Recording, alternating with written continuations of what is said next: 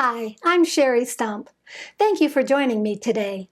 I'm reading from the devotional book, God's Amazing Grace by Ellen White.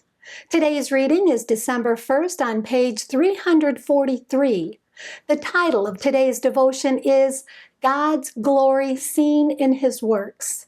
In Isaiah chapter 6 and verse 3, it says, "Holy, holy, holy is the Lord of hosts.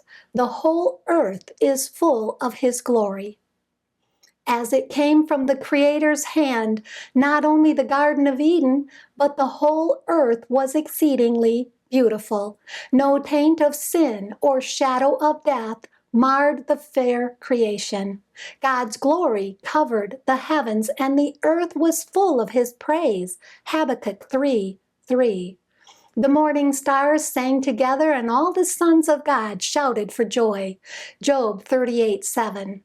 Thus was the earth a fit emblem of Him who is abundant in goodness and truth. Exodus 34:6. A fit study for those who were made in His image. The Garden of Eden was a representation of what God desired the whole earth to become. And it was His purpose that as the human family increased in numbers, they should establish other homes and schools like the one He had given. Thus, in course of time, the whole earth might be occupied with homes and schools where the words and the works of God should be studied, and where the students should thus be fitted more and more fully to reflect throughout endless ages the light of the knowledge of His glory. When Adam came from the Creator's hand, he bore in his physical, mental, and spiritual nature a likeness to his Maker. God created man in His own image, Genesis 1:27, and it was His purpose that the longer man lived, the more fully he should reveal this image, the more fully reflect the glory of the Creator. All his faculties were capable of development. Their capacity and vigor were continually to increase.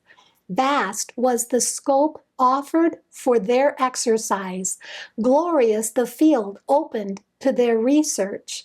The mysteries of the visible universe, the wondrous works of Him which is perfect in knowledge, Job 37:16, invited man's study. Face to face, heart to heart, communion with his Maker was his high privilege. Had he remained loyal to God, all this would have been his forever. Throughout eternal ages, he would have continued to gain new treasures of knowledge, to discover fresh springs of happiness, and to obtain clearer and yet clearer conceptions of the wisdom, the power, and the love of God. More and more fully would he have fulfilled the object of his creation, more and more fully have reflected the Creator's glory. Thank you for being with me today. Please join me tomorrow when we'll read about how man is created for God's glory. And may God bless you abundantly, above all you can ask or think.